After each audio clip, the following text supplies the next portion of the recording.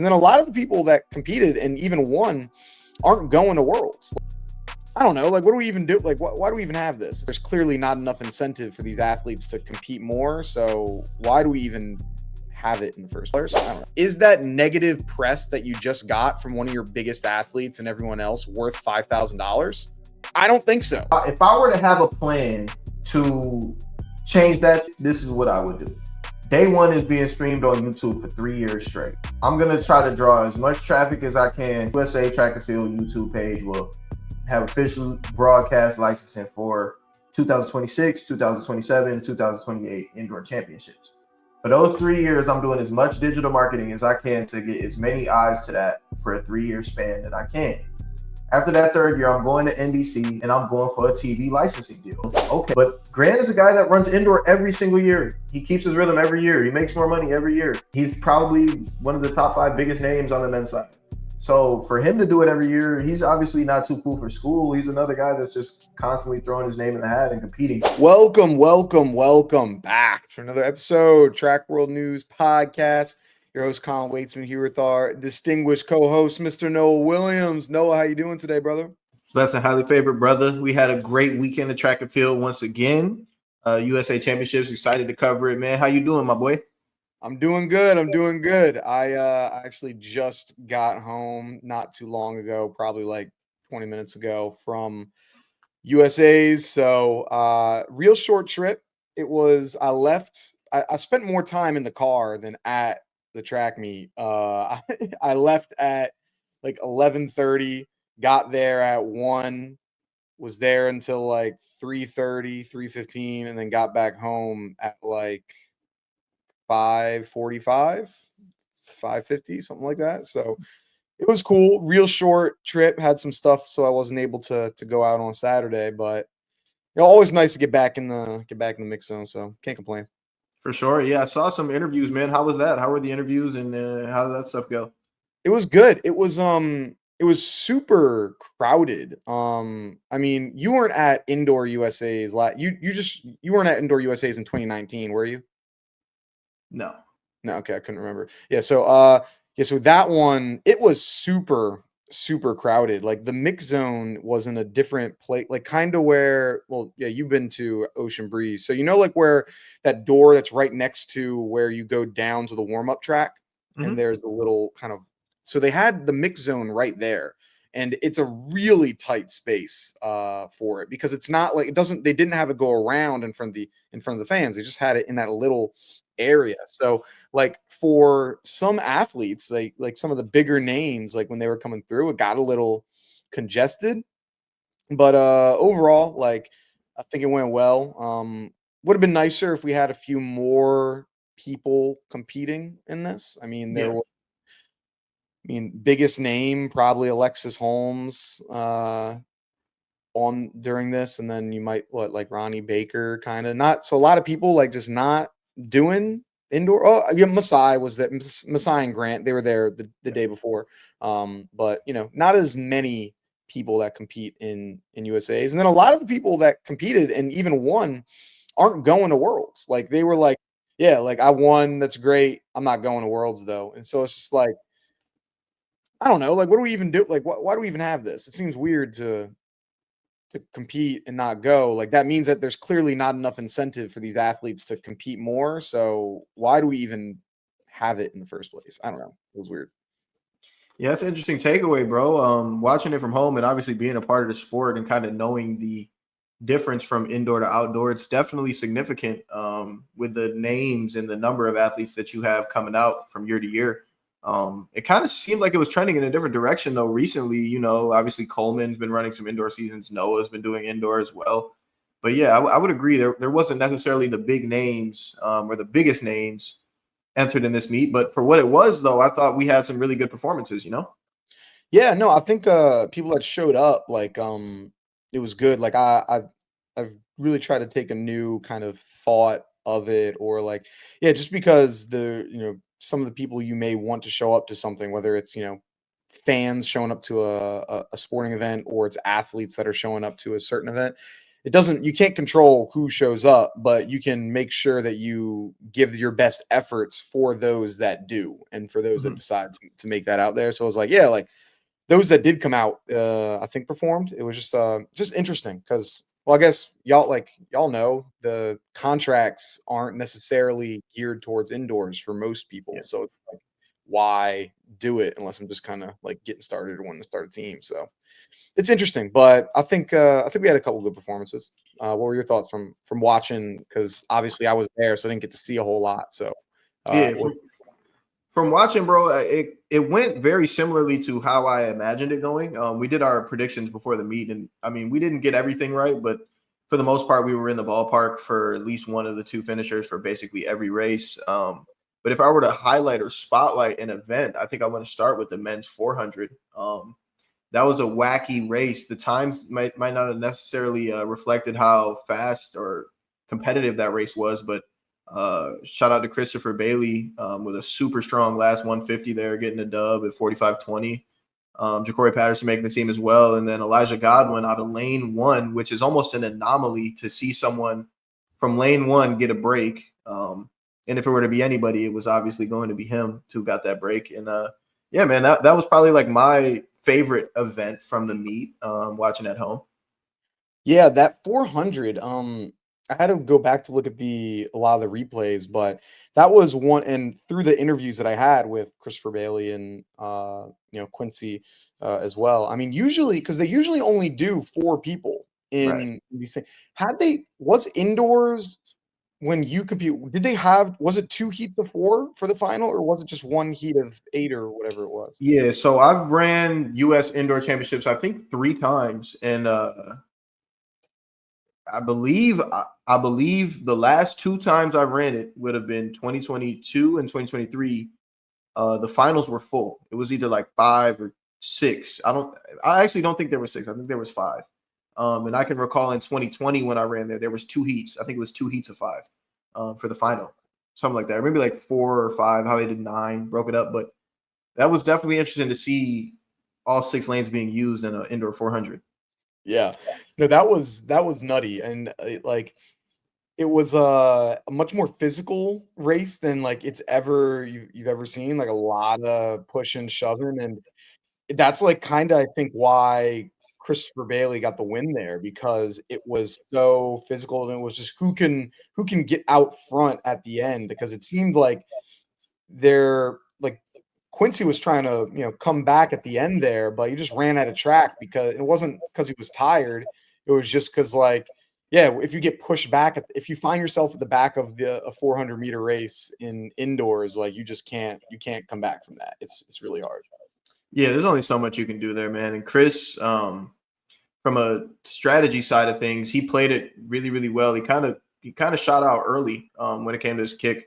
Like as soon as he crossed that first lap, that finish line, kind of jutted out to lane two, outside of lane two, and just pushed around that turn. So he already had his momentum at 150. That's why he was able to pull away so well. Like you said, he was in front at that point. So all he had to do was just keep pulling away.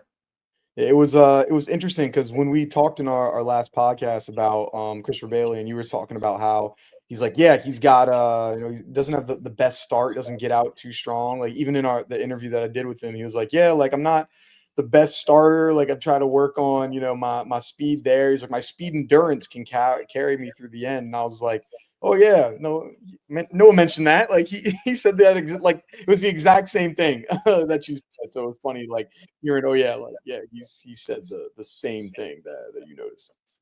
Yeah, well, props to him for being self-aware. Props to me for knowing ball a little bit. So yeah, that was probably my favorite event. Other than that, though, obviously we had Celera Barnes over 60 meters for the women, getting a bit of a surprise victory. I had her getting second. I think you might have had her getting second as well. Yeah, I think I had Jacius and well, I think I had Aaliyah Hobbs, but then Aaliyah Hobbs pulled out. Right. So Okay, yeah. But Jacius, we both thought would probably, win or at least finish ahead. So congrats to Celera for getting her first US title too. That was huge. She's run a pretty good season so far. And it was close. I mean, what 7-11 11. went down to like the thousandth of a second. Like Yeah. that's close, dude. But she like knew that she won like that whole time. Cause I know it's like on while the times are super close, like as the athlete, when you're down there, I guess like you can kind of peep, that you got a little out lean. But no, that was a big win for her. Did not see that coming, over the world leader, but big time for her. So excited. Yeah, man. Congrats to her. Shout out to Celera, man. Was she is this her how many years has she been a pro now? I want to say this is year 3 for her because she Okay. was, I think her last year at USC was 2022. Okay. Yeah. Sounds about accurate. Sounds about accurate. Pause real quick. I'm getting a little bit of feed echo back. Like I can hear Okay. myself. I don't know if you hear that as well or not.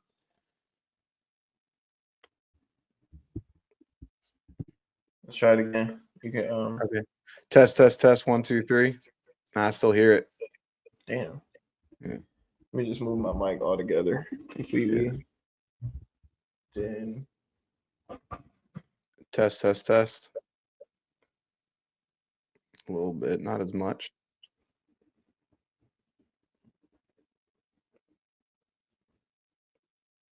All right. 1, 2, 3. 1, 2, 3. Ooh. Yeah, I think I still hear it a little bit. Oh, it's better now. We're good. We're good. Yeah, can all you right. hear? You want to say something? Testing. Okay, we're good. We're good. Cool. Cool. Yeah, so overall, I think great kind of championship or run against those two. I think this is the first this year, I mean, there wasn't as much depth in the women's 60. I think in the world internationally, there's a lot of it should be a lot more competitive. I think in the international scene. So I'm looking forward to that one. One thing that I'm trying to think, but it seems like to me that there are there a lot more international athletes take like the indoors more seriously. Like, even though I'm sure they have the similar types of contracts and similar things as everyone else where, hey, it's really not geared towards indoors.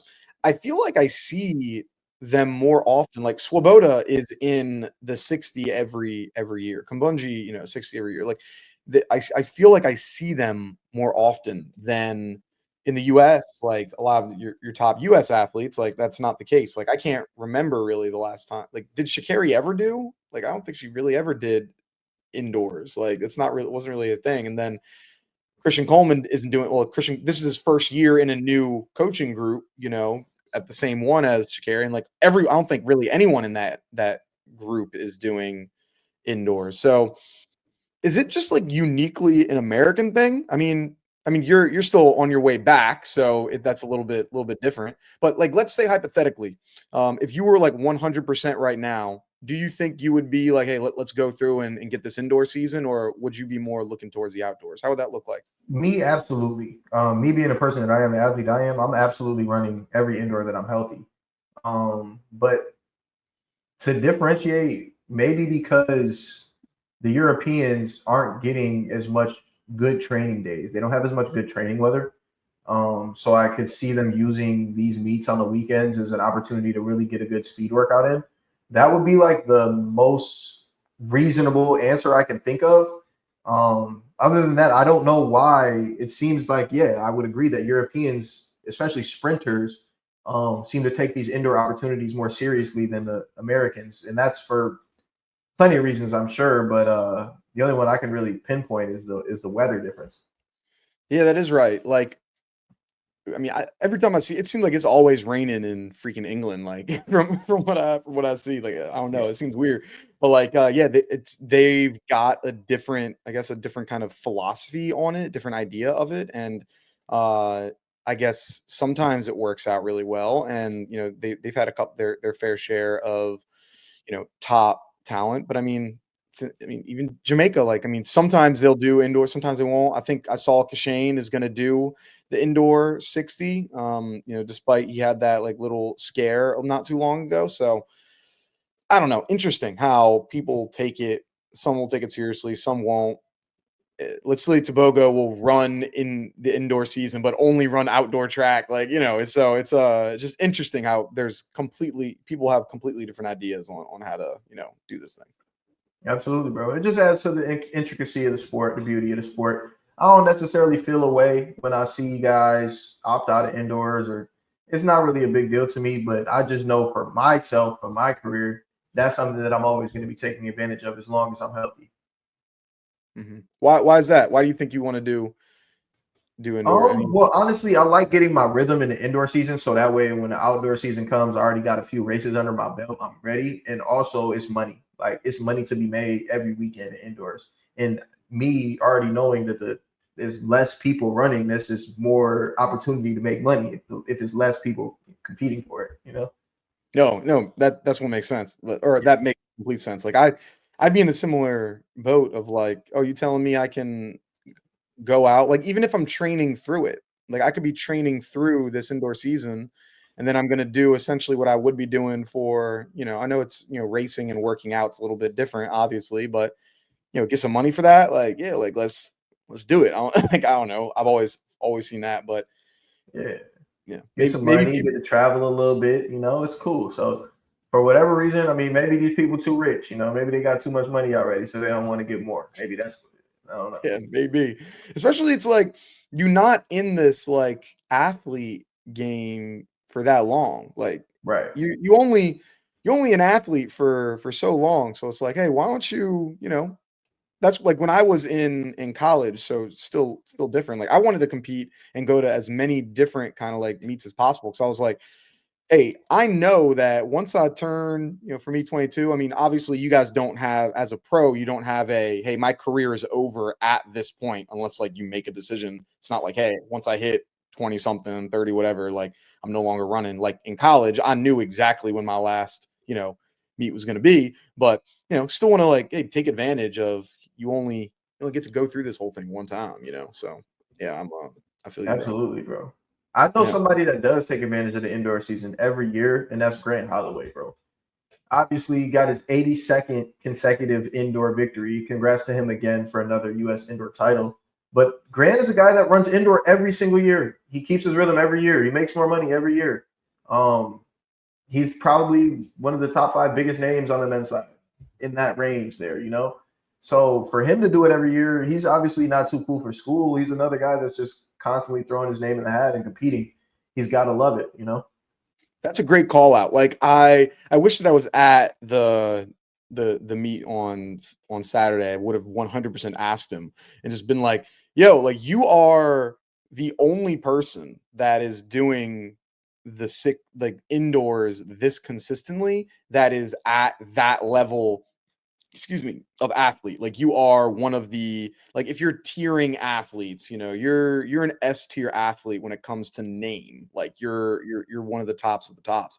And you're doing this every time. Like you're in these you're going through it. Now, I get, he's trying to go for is he trying to go for that a 100 straight competitions and have one of the longest winning streaks of all time, like maybe that plays a part. Like, had he lost something in between, like, would that change his mind? Maybe, I don't know, but yeah, like you said, it's interesting that he does it all the time, but some others might be like, yeah, no, I'm not gonna risk it, or I'm not gonna do this. Yeah, bro. I don't know. Yet to each its own.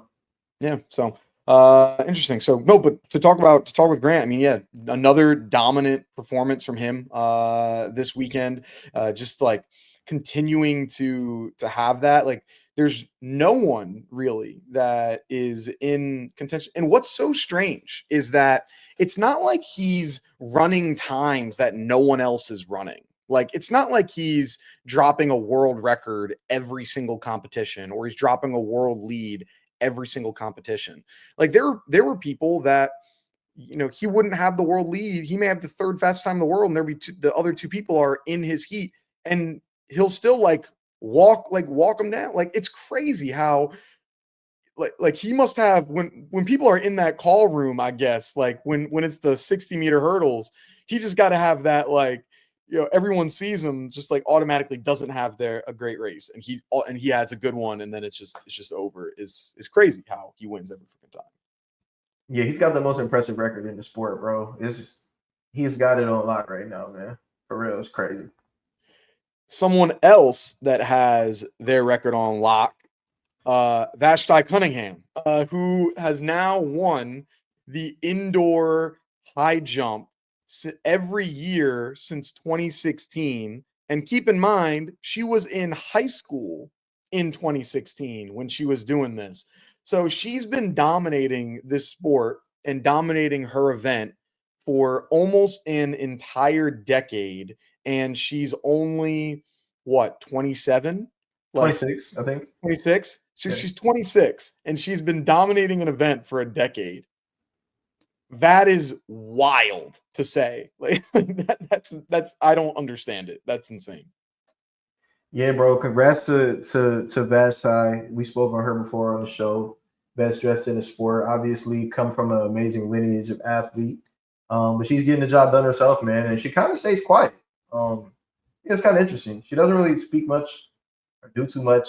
We don't see her too often, but when we see her, she's doing very well.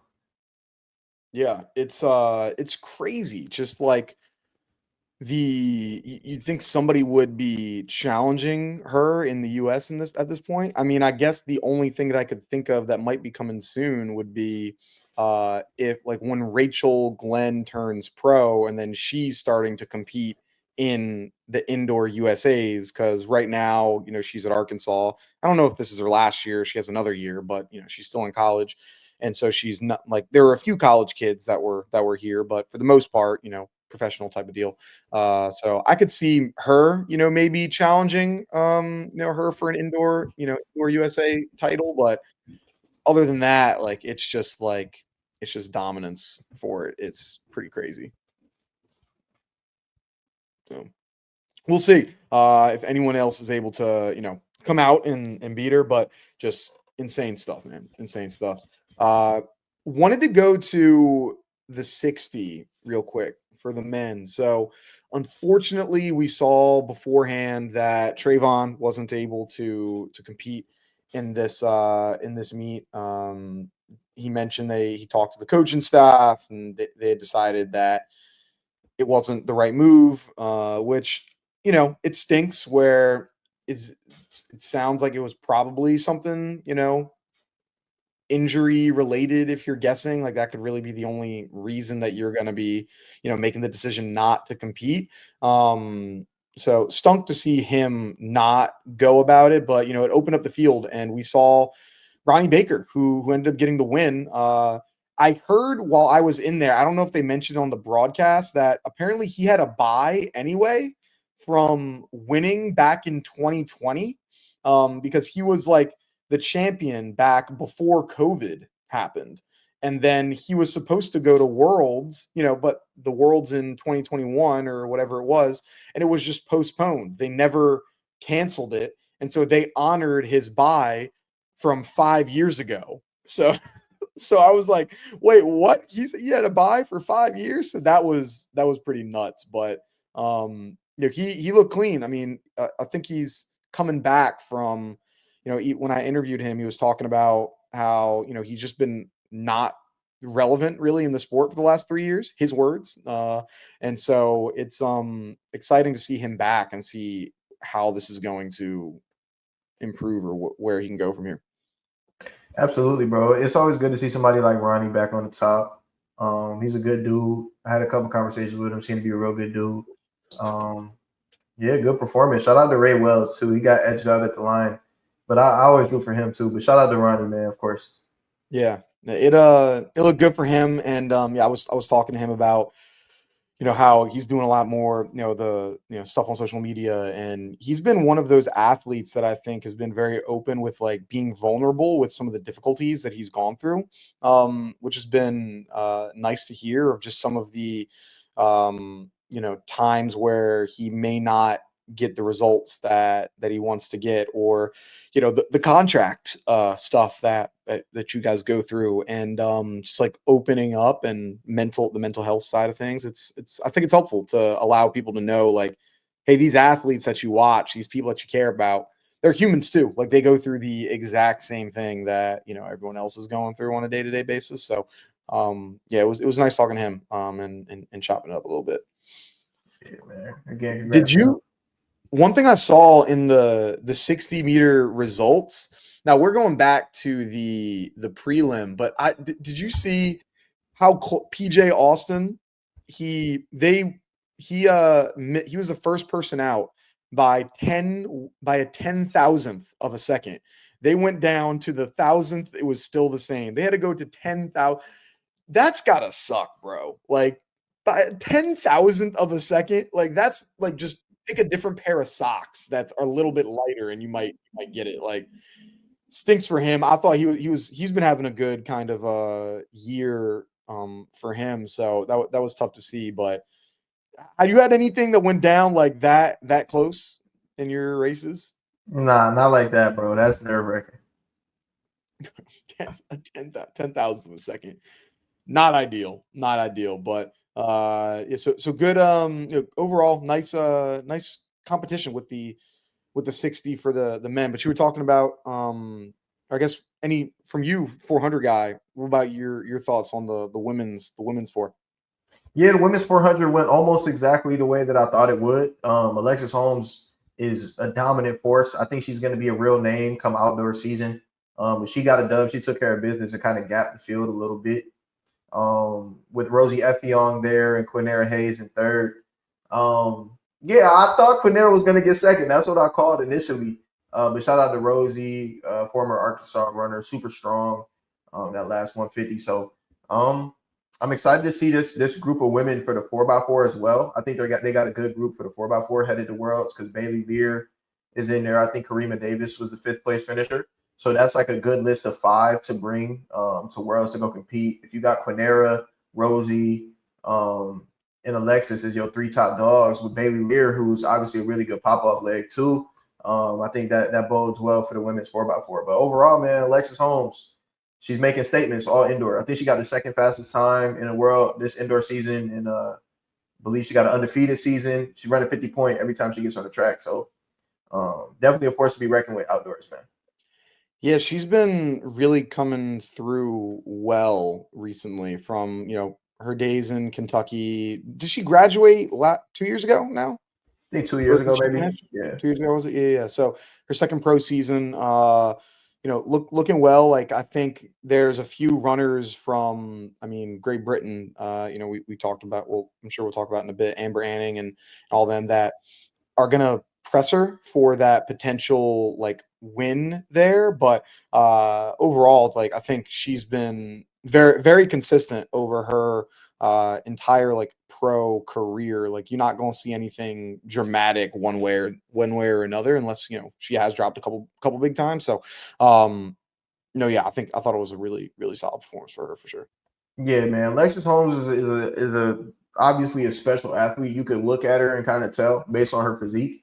Um, she always had a lot of talent, even tracking back to when she was at Penn State. I think she was dealing with a lot of injuries and stuff prior to getting to Kentucky. Obviously, she was able to shine, but I still think she was a athlete that didn't necessarily maximize themselves in college. It was a lot. It's still a lot more in the tank. If you just look at her as a raw talent, it's a lot in the tank for her. I think she's like 24, 25 maybe. So I'm really excited to see what she's doing because I see that confidence growing. And when you get some confidence as a 400 runner, it's a night and day difference in your performances. Oh yeah. I didn't realize how tall she is, bro. Like I was interviewing like, no, I gotta Yeah. move up a little. I was like, no, so she's like taking like 3 strides around that track. Like that as a 400, or have you noticed, or I guess I think for like your heights really can be really helpful in these 400s when you just don't have to take as many strides. I think in the 100 we've seen it can be a little difficult like for your starts, but for these things, I mean, we've seen a thing Mo who's, obviously really tall, and Alexis who's a pretty tall athlete as well. Like I'm sure that's going to help out a lot when you're on that back stretch of that 200 and you got to like make up some time, and you just don't have to. You might not have to take 3 strides that all the other athletes are going to have to take over the course of that 200 meters. Yeah. I mean, it sounds good. It sounds good in theory. I don't know if that's necessarily like a factual thing, like a longer stride, but it makes sense. And if Yes. you look at the field, typically you're having taller men and taller women run the 400. So yeah, that theory is definitely valid for sure. Yeah, it's a Colin Waitsman original. I'm sure that it's scientifically backed and scientifically proven. I'm sure. There you So, go. yeah, you can take that to the bank, for sure. So, but oh, and then your boy Joey Hoey. Josh Hoey, man, put I some say respect on Joey. my What boy, am I talking about? man. Josh, my bad. Josh Hoey. Yo, yo, why don't you key us up with that? Because that was also a wild kind of race that unfolded in the 800. Absolutely, bro. Shout out to my dog, Josh Hoey, getting the new American record over 800 meters, 143.4, was it? 143.24, I think it was. 24 or something of that nature. But hey, congrats to my boy, man. He showed a lot of fight, a lot of grit in a close race. I think that's also the second fastest time in world history. Damn near went 142 on an indoor track, which is crazy. But Josh is still a really young athlete, so that's another one. I think he's like 21 or 22, maybe. So that's a like super young guy, but that's a another thing to throw in his bag as far as his confidence goes headed to this outdoor season. Like this is something like an athlete like him is going to be really big for him moving forward because now he knows his rhythm. He knows he's one of the best in the world. You know, he got the American record. It's something that he actually did in real life. So headed outdoor, it's only going to bode well for him as long as he stays healthy. Yeah, and I think what's helpful of doing this in back-to-back competitions, breaking your own record and showing that it's not a fluke. Like what I did last week, what I did, this season is not a one-time thing. It's not like I just kind of got lucky into this sort of thing. Like now I'm doing this multiple times. Like this is legit, this is real, and like doing that at the right time. I mean, going into the world championship, like that's when you want to start seeing some of those times come to fruition. And then I was excited for Brandon Miller too. I think him getting on there, like he stuck along with them for for much of that race through the beginning, like just right on his tail. And then Hoey kind of separated towards the end there, but I think it was a well run race for both of them. And obviously, like if you don't have the American record holder in your heat, like Brandon probably wins that 9 times out of 10. It's just you pick the short straw right there. Yeah, man. Fact. Shout out to Brandon. At the end of the day, he got a lot to be proud of too. Yeah, Olympic. I think he's been on a good run right now. Like making the Olympics. He missed out the world. He missed Worlds, I think, in 23, and then made his next two teams. Like that's that's impressive. So excited for Brandon. Looking forward to it. Seeing how he'll do. I'm sure we'll have our prediction show when we get to right before we get to the world, right before we get to World. So I'm sure probably we'll hear a little bit more about him. So what other stuff you see on the track that you wanted to go to before, or just kind of give a grading of this championship before we move on to Yeah, anything? I didn't see too many other special performances around the world this weekend. I know, I think it was Great Britain had a championship kind of to determine their team. Not too sure how they do things out there. So I saw Amber Anning take the win in the 400 out there and 51-4.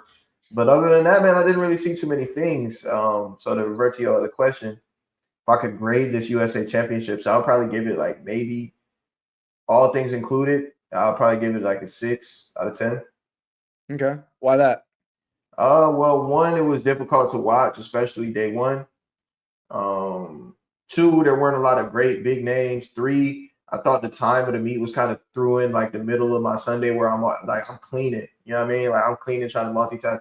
So just due to those factors, I'll give it a 6 out of 10. And I wasn't competing as well. Remember, I said I can only give a 10 out of 10 to a meet that I'm participating in. So that's already down to a 9. So let's say it's 7. Let's give it a 7. Okay, wait. So you said 6, now it's a 7. So Yeah, what? because it's really a 7 because I already automatically take 1 point off because I'm not there. So really, just 6, The anywhere Noah between Williams 6 and 7. adjustment. I'm okay. Okay, yeah. The Noah Yeah, Williams adjustment. Understood. And so for me, I mean, and I want to talk about this too a little bit. You mentioned it, but the viewing difficulties that we had for day one. So I'd say so I didn't get like in full transparency, I didn't get to watch much of the meet. Like I had some, things I had to take care of on Saturday that, restricted how much I was able to watch track and field. And also like even just like looking at results, I wasn't able to do a whole lot. And then today, like while it's like, oh, you're there, it's like, yeah, when you're in the media, you don't watch anything. Like for those that may not know, like you don't watch track, like you won't watch a single second of the track meet pretty much while you're in the media, because it's like an athlete comes through, you're interviewing, oh, then the next one, and the next one, and the next one. It's so rapid fire. So I didn't get to watch like a ton, so I can't give like too clear of a grading, but I mean, I would say if I were watching, it probably would be somewhere around like a 6 or so. Like having it be where half of the meet, like I can't even watch, like literally, and then the second half, like I don't know. I talked about it. Like, there's just not many like people that were coming through and competing. Like one thing I did like from uh Hobbs Kessler, I saw. Did you see his interview that he had yesterday? Yeah, so in his interview, he's like, I don't understand why all these guys, and referring to distance people, like people are going to BU, Boston University, to run fast times over competing to win a national championship. He's like, and I don't understand why people are doing that. And like that's like what I love to see. It's like that's that competitor in you of like why do you care about running a fast indoor time? Like go out and win something. And I was like, nah, like that's right, Hobbs. Like, okay, I mess with you. Like, I like you like taking that like idea. And so I just think like it would have been nice to see a few more competitors coming through and competing for a spot. But yeah, so I put it right around that 6 range or so. And then obviously the Noah Williams adjustment, who can't forget about that. So yeah. But well, so what were your thoughts on that? The fact, so for those that didn't know, day one of the US Indoor Championship, they were not streaming it anywhere. It was on pay-per-view. You had to pay $9.99, watch it on the USATF thing. And Grant also mentioned, in his post-race interview about how we can't lock things behind a paywall and it's hard to grow the sport and everything. What's kind of your take on how that was handled, of why they did it, and if you think it was a good decision in their mind. Yeah, I think overwhelmingly disappointed by that. I kind of piggyback on what Grant thinks. It's just more about growing the sport or the lack thereof accessibility to grow it. Um, I just don't like the paywalls, especially when there's multiple different things that I have to be worrying. That never should one meet on 2 different days be covered by two different broadcast systems. That's just confusing to. That's like the NBA Finals being on ABC for Game 4, and then being on True TV for Game 5. You understand? So that is it's just messy, and it just makes us look unprofessional. And this is supposed to be a serious thing that we want people to take seriously, but the infrastructure obviously isn't built for that. So that's my takeaway. Yeah.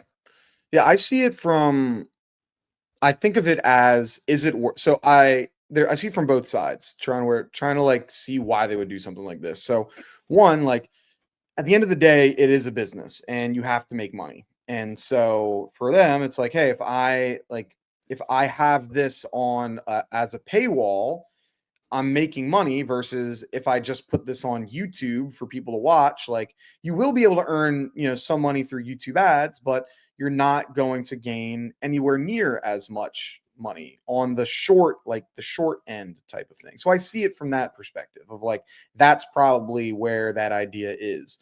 And maybe they also don't want to let people know what their numbers are, because if you're on YouTube, you know exactly how many people are watching. Like you can't hide that.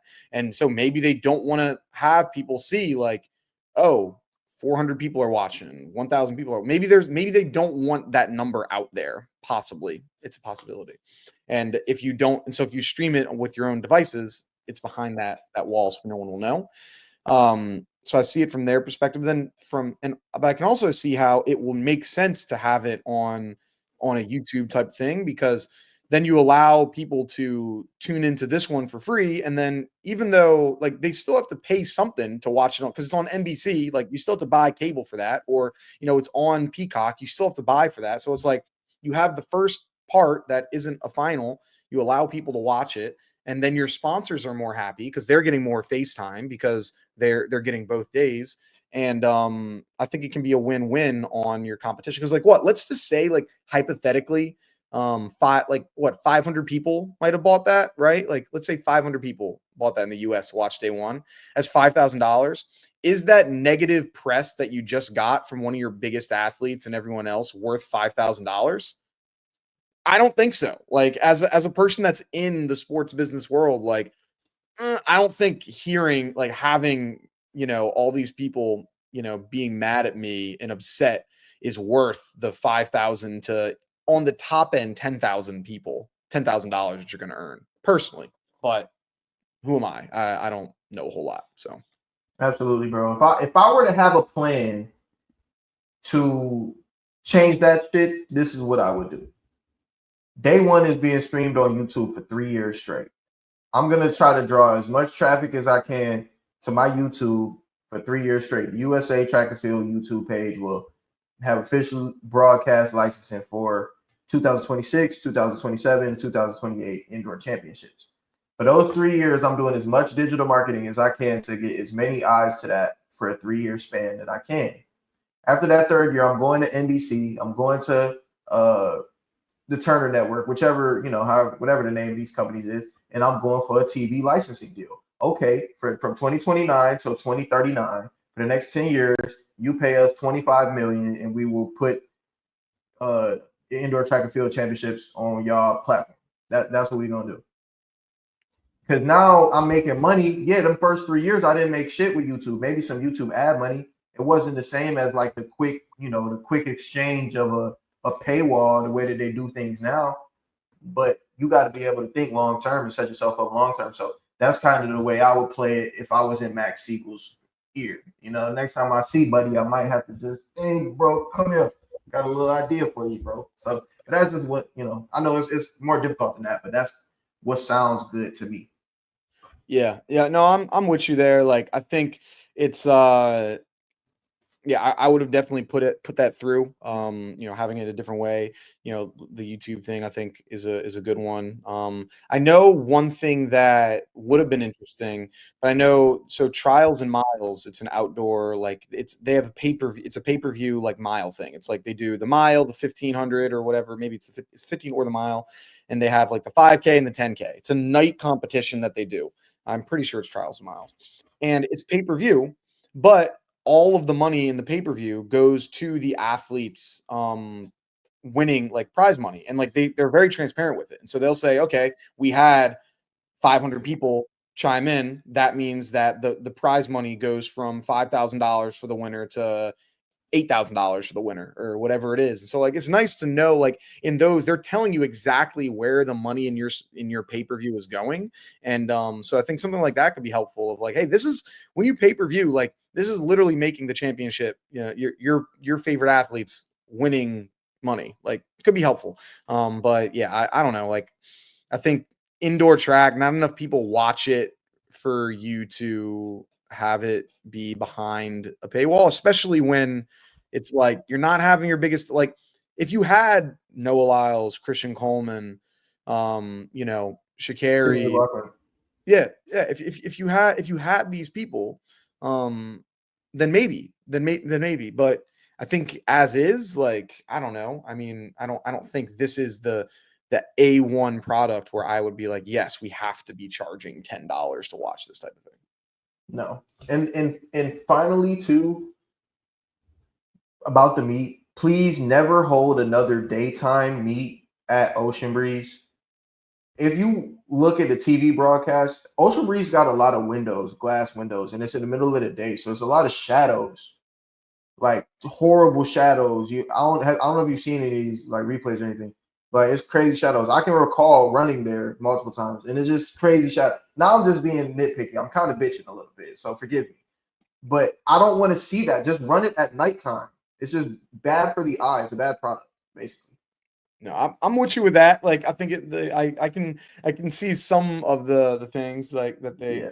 And I know, I think they're having like they had their like there's some conference championship that was there a couple days ago, and they do it at night. So it's like, yeah, I don't think it's the worst idea. Bro. It's not bad. It's not bad. So, cool, man. Well, oh, did you have your we gotta get your athlete of the Oh week? man. Oh man, oh man. This is the fourth, I believe, athlete of the week. Gotta give it to none other than my boy Josh Hoey. Man, proud of you, bro. Broke the American record over 800 meters again. Got yourself your first U.S. indoor title. That's something to be ecstatic about, man. We're gonna get that certificate in the mail for you, brother. It's all love, man. Keep rocking. There you go. Shout out. We got a lot of certificates we got to start mailing out. Oh, I already sent them. I already sent them for you. We You sent don't them? even gotta worry about it. I forwarded your signature on the bottom right corner. I already sent them. Oh, okay. Bet. Yeah, Okay, yeah. so that makes sense. That makes sense now. I was wondering where I was starting to get some responses saying, "Oh, thanks for the thanks for Yeah. the thing." So okay, that's what it was. All right, makes sense. Yeah, Makes I got sense. the UPS tracking because Jakob Ingelbrisson, I got the tracking. It's still on the way out there to where he's at. Yeah. So I'm gonna confirm with the show. I'm gonna let y'all know when he gets it. All right, bet. Yeah, just let me know afterwards, like when he got it, so we'll be good Yeah, for I don't the want him thinking we international just record. ghosting him.